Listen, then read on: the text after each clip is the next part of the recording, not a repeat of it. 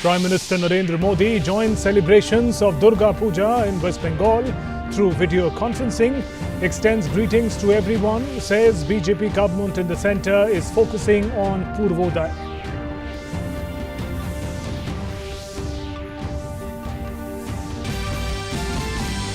India's defence capability gets shot in the arm. Indigenously built anti-submarine warfare stealth corvette INS Kavaratti commissioned into the Indian Navy at Visakhapatnam also completes final user trial of third generation anti-tank guided missile NAG. Government allows graded relaxation in visa and travel restrictions for all OCI and PIO card holders and all foreign nationals intending to visit India. Restrictions still in place for tourist visas. In poll-bound Bihar, BJP and JDU released their manifestos. Senior BJP leaders address election rallies. RJD, JDU also campaign in full force. Meanwhile, voting for 8 seats of Bihar Legislative Council underway.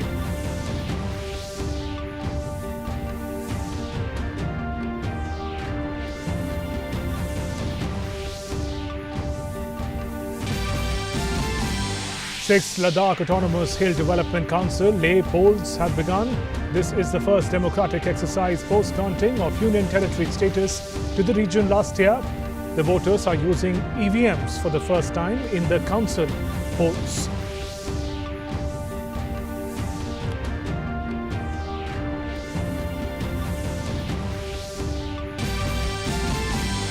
Union Labour Minister Santosh Gangwar releases new series of Consumer Price Index for industrial workers with 2016 base year. Says the index is used primarily for measuring dearness allowance payable to workers in organised sectors including PSUs, banks, insurance companies besides government employees.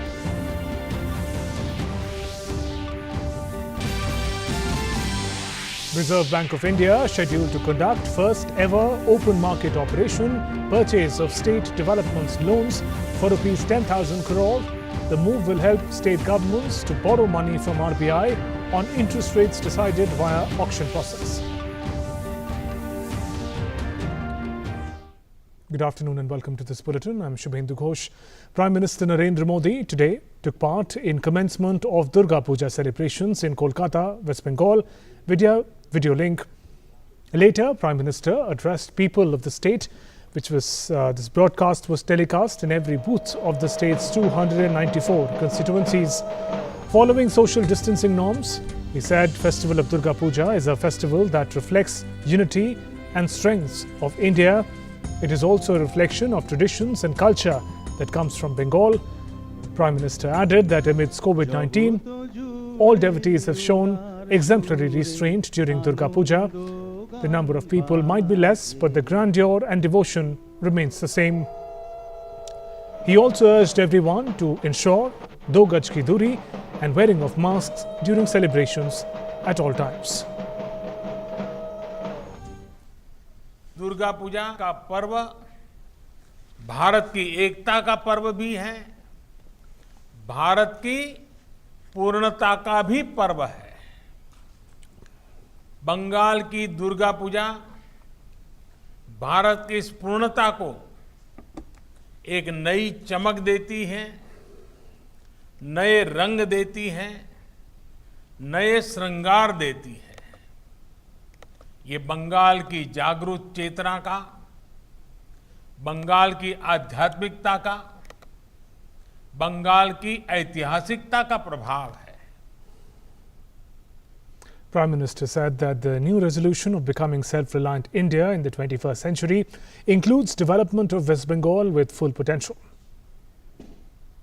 21वीं सदी में आत्मनिर्भर भारत का ये नया संकल्प भी बंगाल की धरती से ही मजबूत होगा। हम बंगाल के गौरव को, बंगाल के उद्यम और बंगाल के उद्योग को, यहाँ की समृद्धि और संपन्नता को नई ऊंचाइयों पर पहुंचाना है। Prime Minister said continuous work is being undertaken to ensure speedy development of Bengal. Welfare of poor, deprived sections, women is being ensured under different schemes. साथियों, बंगाल के तेज विकास के लिए, बंगाल के लोगों को मूलभूत सुविधाएं पहुंचाने के लिए निरंतर काम हो रहा है। प्रधानमंत्री आवास योजना के तहत बंगाल में करीब करीब 30 लाख गरीबों के लिए घर बनाए जा चुके हैं। उज्ज्वला योजना के तहत करीब करीब 90 लाख गरीब महिलाओं को मुफ्त गैस कनेक्शन दिए गए हैं।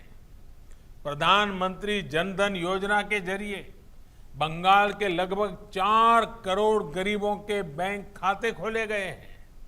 इतना ही नहीं, जल जीवन मिशन योजना के जरिए बंगाल के लगभग 4 लाख घरों में पाइप से साफ पानी पहुंचाना का काम हुआ है। Prime Minister said that women's safety is a priority and therefore laws related to crimes against women have been strengthened like never before. की सुरक्षा को लेकर भी सरकार सजग है। रेप की सजा से जुड़े कानूनों को बहुत सख्त किया गया है। दुराचार करने वालों को मृत्यु दंड तक का प्रावधान हुआ है। भारत ने जो नया संकल्प लिया है, आत्मनिर्भर भारत के जिन अभियान पर हम निकले हैं, उसमें भी नारी शक्ति की बहुत बड़ी भूमिका है।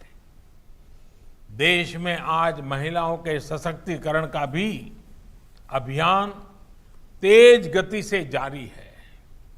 चाहे बेटी बचाओ बेटी पढ़ाओ अभियान हो या फिर 3 तलाक के खिलाफ कानून, चाहे स्वच्छ भारत के तहत घरों में शौचालय का निर्माण हो या फिर रसोई में धुएं से आजादी, चाहे गहरी खदानों में भी काम करने की स्वीकृति हो या फिर सेना में परमानेंट कमीशन, देश की नारी शक्ति को सशक्त करने के लिए निरंतर काम किया जा रहा है। Some other news now. The last of the 4 indigenously built anti-submarine warfare stealth corvettes, INS Kavaratti, under Project 28, has been commissioned into the Indian Navy by General Manoj Mukund Naravane at Naval Dockyard, Visakhapatnam.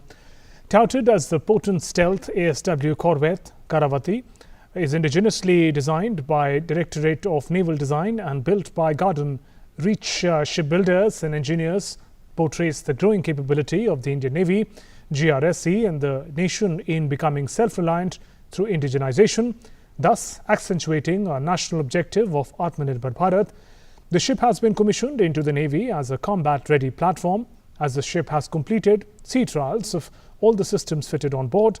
It is praiseworthy achievement in itself, taking into consideration restrictions imposed due to the ongoing COVID-19 pandemic.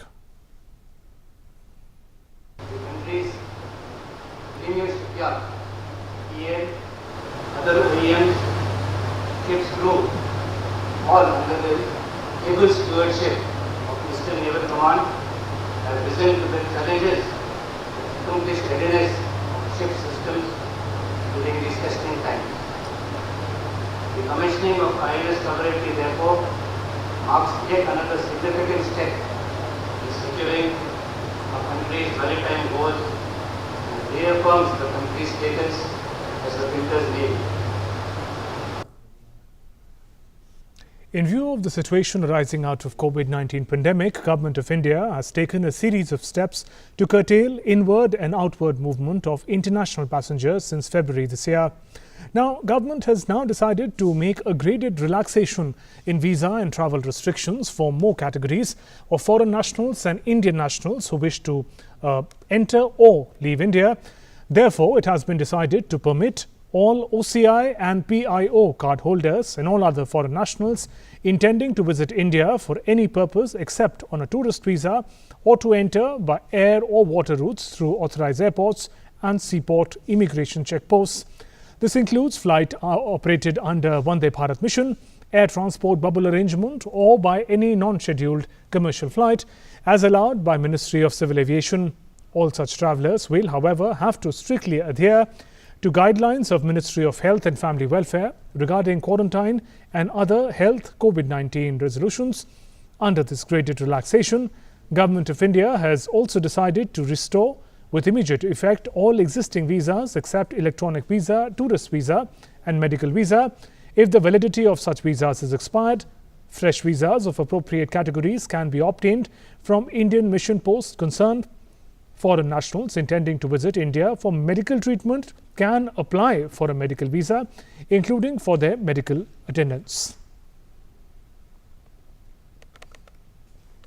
Some election updates from poll-bound Bihar. BJP today released its manifesto for the upcoming Bihar Assembly elections in Patna. Senior BJP leader, Union Finance Minister Nirmala Sitharaman, along with other senior leaders, released the poll manifesto in Patna. Speaking to media persons, Sitharaman said as soon as COVID-19 vaccine will be available for production at a mass scale, every person in Bihar will get free vaccination. She added that this is the first promise mentioned in the party's poll manifesto. 3 ऐसे vaccine Bharat देश में production के कगार पर आ गए हैं और उसके बाद वो वैक्सीन अगर साइंटिफिक लोग बोलते हैं कि हाँ ये ठीक है, ये अभी प्रोडक्शन कर सकते हैं, प्रोडक्शन करने का कैपेसिटी भी हमारा सरकार के प्रोत्साहन के वजह से रेडी बैठे हैं कि लार्ज प्रोडक्शन करने के लिए। सो जब साइंटिस्ट इसको क्लियर करते हैं, हमारे देश में वैक्सीन का प्रोडक्शन उस लेवल पर होगा जिससे जो हम इधर प्रॉमिस कर रहे हैं, बिहार में हर एक के लिए मुफ्त में वैक्सीन मिल जाएगा। She also appealed to all people of the state to vote for NDA and make it a winner. She said Nitish Kumar will be the Chief Minister of Bihar for the next 5 years and will continue to work towards making it a progressive and developed state. She stressed that Bihar government has implemented its previous promises with confidence. संकल्प पत्र के द्वारा दिया गया promise को हमने पूरे करवाए। We fulfil our promise. संकल्प पत्र के ऊपर अगर कोई भी प्रश्न पूछताछ करेगा तो भरोसे के साथ जवाब दे सकते हैं। ऐसे एक पार्टी है तो वो भारतीय जनता पार्टी। भरोसा को प्रिंसिपल और आधार फाउंडेशन रखते हुए हम संकल्प पत्र आज रिलीज कर रहे हैं। हमें कॉन्फिडेंस है, हमारे अपने आप के ऊपर कॉन्फिडेंस है कि हम डिलीवर कर पाएंगे। Meanwhile, JDU also released its manifesto for the upcoming assembly elections in the state. Senior party leaders, including Vasishtha Naran Singh, was present on the occasion.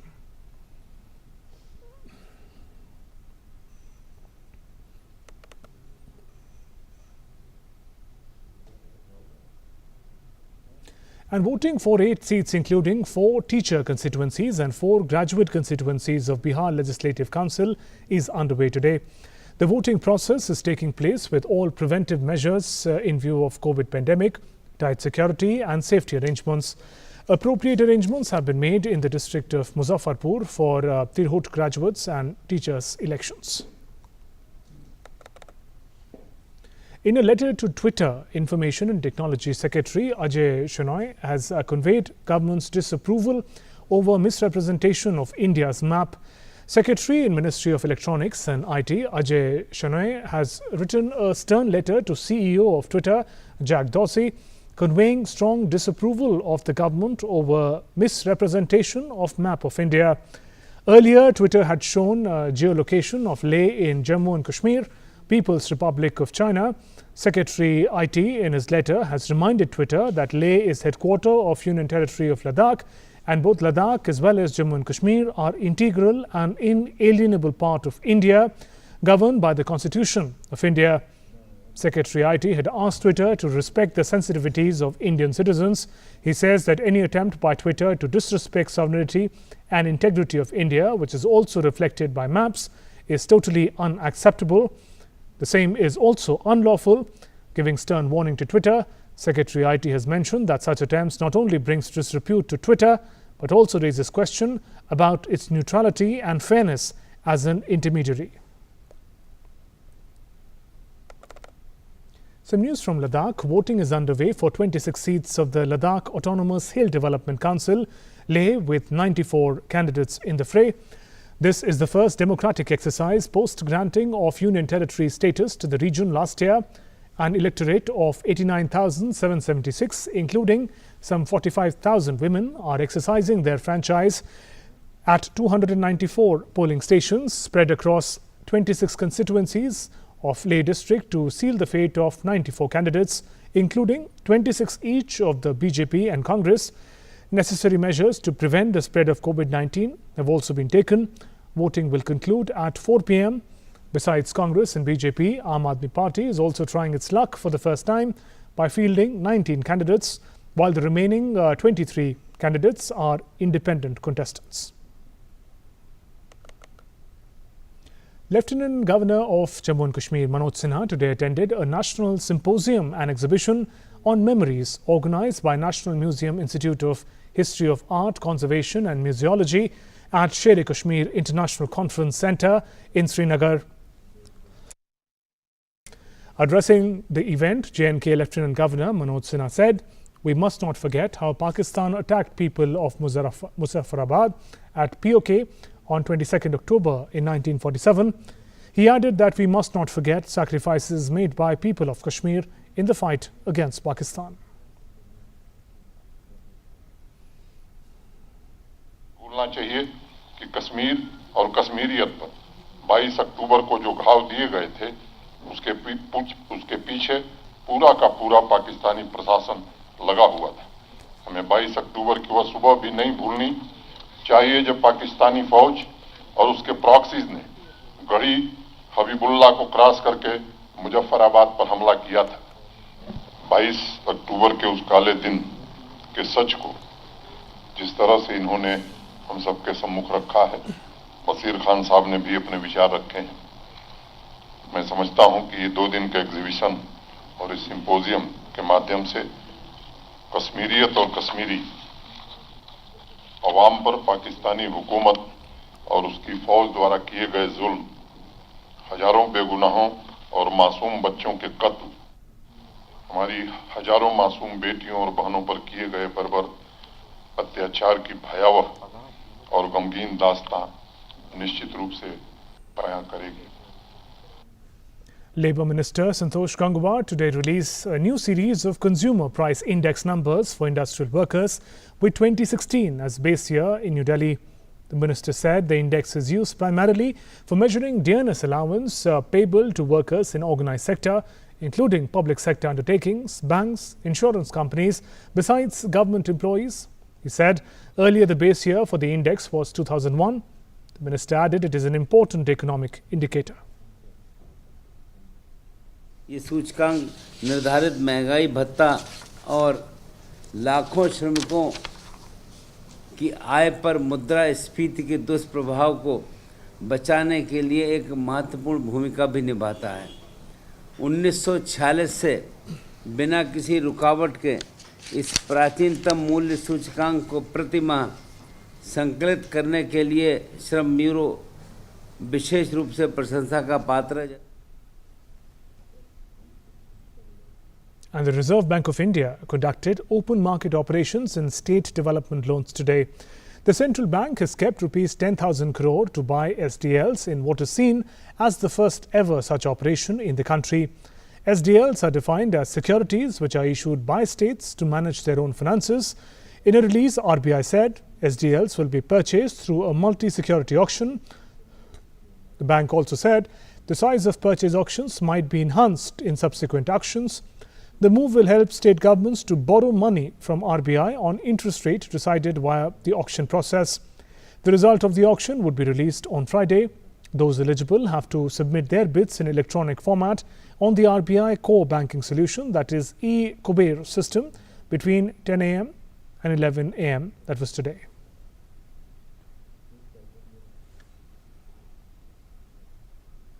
Some COVID updates now. India continues to perform exceptionally well in the fight against COVID-19. India has leaped across several significant milestones in its fight against the pandemic. We now take a look at the country's latest COVID-19 related data released by Ministry of Health and Family Welfare. India continues to report a trend of steadily declining active cases and improving recovered cases of COVID-19. Recovered cases are less than 8 lakh for the consecutive 6th day today and stand at 7,15,812. The active cases now comprise 9.29% of the total active cases of the country. The declining trend of the active cases is complemented by the unbroken rising number of recovered cases. The total recovered cases further improved to 68,74,518. National recovery rate has risen to 89.20%. 79,415 COVID patients recovered or discharged from hospitals in the last 24 hours. Case fatality rate stands at 1.51%. As India continues to fight its battle with coronavirus, testing has been ramped up. According to Indian Council of Medical Research, that's ICMR, 14,69,984 samples were tested on October 21st. With this total, 9,86,70,363 samples have been tested so far. A 5-member interministerial team led by Joint Secretary in Union Home Ministry Praveen Vasishtha is on a 3-day visit to Telangana for on-the-spot assessment of damages in the rain-ravaged state. The team met Chief Secretary of Telangana State Somesh Kumar and discussed the property damage, crop loss and overall heavy rain-affected damage in Telangana.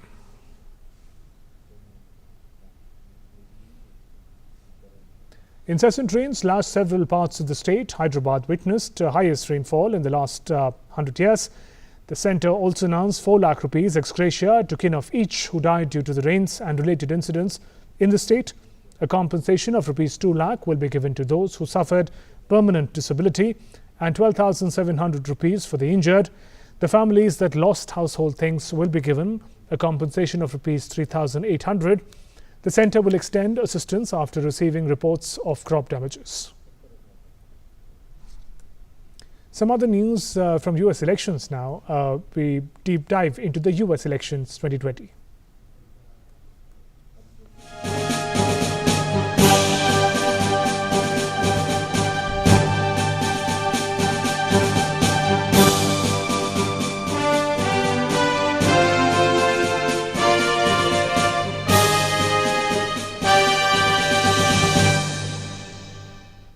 And stage is all set for the final presidential debate in Nashville tomorrow. United States President Donald Trump and Democratic presidential candidate Joe Biden will face off for the last time before the November 3rd elections.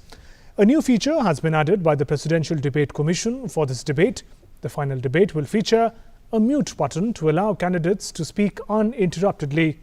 Also, candidates will be given uninterrupted 2 minutes to answer the moderator's question at the beginning of each 15-minute segment of the debate. The decision was taken in a bid to avoid disruptions that happened in the first presidential debate on 30th September. Trump and Biden were supposed to go head-to-head in 3 debates, but tomorrow's event will now be the second and final meeting between the pair before the elections. Trump had earlier refused to participate in the second event planned for October 15th after it was announced that the event would be held virtually. And Thai Prime Minister Prayut Chan-o-cha today lifted the state of emergency imposed to stop months of anti-government protest as thousands of demonstrators rallied for a 9th straight day in the country's capital, Bangkok. The lifting of state of emergency in Bangkok by Prime Minister came amid ongoing court cases filed by MPs and civilians asking civil court to revoke the government's declaration of state of emergency on 15th October, which could have been improperly implemented. Protesters who have held protests near daily rallies since late July are demanding Prayut's resignation, a more democratic constitution, reforms to monarchy, a revered institution traditionally treated as sacrosanct in Thailand. Some sports news. Premier League champions Liverpool were helped by an own goal to get off to a winning start in the UEFA Champions League group match against Ajax. Jurgen Klopp's injury-hit side have tested by Ajax but did not have and leave enough Amsterdam with a clean sheet. Nicolas Tagliafico slides Sadio Mane's cross into his own net with 10 minutes of the first half remaining. The Reds, who also face Atlanta and Midland in Group D, were returned to Europe as English champions for the first time since 84-85. And Bayern Munich began the Champions League campaign with an emphatic 4-0 victory against Atletico Madrid. Winger Kingsley Coman, match winner against Paris Saint-Germain in Lisbon at the end of August, scored in either half of a superb all-round display. Midfielders Leon Goretzka and Corentin Tolisso also found the back of the net in a near faultless performance from the German giants. Only Real Madrid and AC Milan have retained the European Cup since Brian Clough's Nottingham Forest managed the feat way back in 1980. But few would back against the Bayern repeat this time round. And with that, we conclude this bulletin. Namaskar.